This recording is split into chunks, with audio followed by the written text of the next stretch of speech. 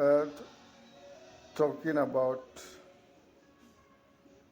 the political development that is going on right now. I will say I'm disappointed in the way the umpire INEC is trying to handle the matter of the opposition.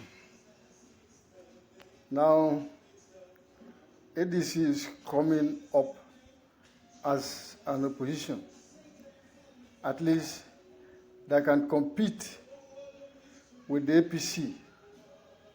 And we are looking up to that. We are looking up to a healthy competition.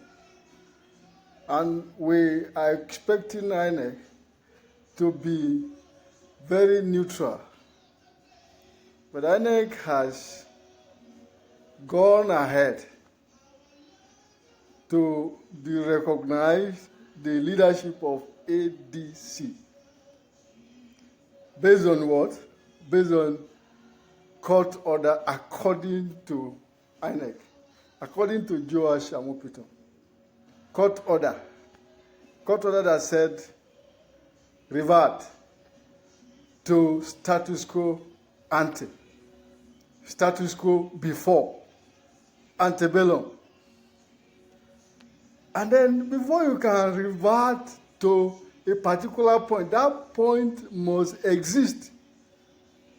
The point that INEC chairman has reverted to does not exist. Because there was no point, there was no time in the life of ADC that the party does not have leadership. There was no time in the life of ADC that the party does not have recognition in INEC portal. So you cannot revert to a point that does not exist. There was no point that ADC was leaderless.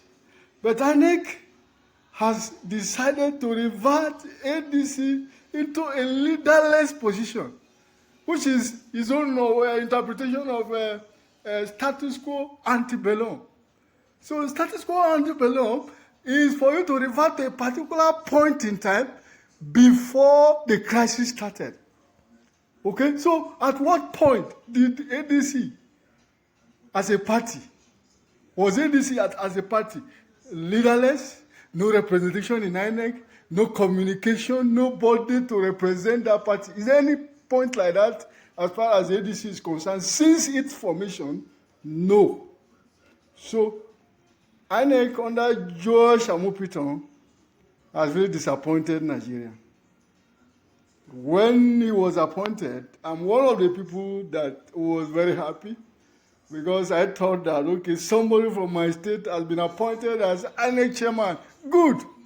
Expecting that he will be forthright, expecting that he will be above board. If you are not above board, you cannot be an INEC chairman. And I learned that pressure was brought upon him from the villa. If you bring pressure on me, remember Jega? Do you remember Jega? Jega tried as much as possible to be neutral. He conducted election, Jonathan won. And then he conducted another one, Jonathan lost. That is neutrality. But INEC, the way Amupitan is going now as a professor, as a senior advocate of Nigeria, I am doubting so much whether we are going to get anything good from the way he's going. Now, I want to cite example, as I have said earlier on. In computing, those of us that are conversant with computer engineering, when your operating system is having problem, there is always an option for you to restore. You know, you restore. Restore means that to a particular point where your system worked, maybe on 20th of February, maybe on January 15th of January, at the state where your computer was there, it was working fine. And to you, you believe that, yes, that state is good for me. So when you click that option of restore, it's going to give you the restore point. Many of them, maybe 3, maybe 4. you choose the one that you think that will best serve your interest. When you click it, it's going to undo all activities that you have done since that time till now that must have made this operating system not to work well again. You will undo all those ones and come to that point. And then when you start your computer, it will be working again the way it was working that day before all the nonsense that made your computer not to work now came in. So, and that is why I say, at what point, even though Amupitan is following court order, what point did D revert ADC to? What point is that? A point that does not exist? I don't understand. That is where my disappointment is coming from. And if you ask me, I'm calling on him to resign. Because he cannot dance to the tune of the people in the villa. That is not how to be INEC chairman. If you want to be INEC chairman, then you remain independent. And you do the right thing, and Nigerians will see it. Thank you very much.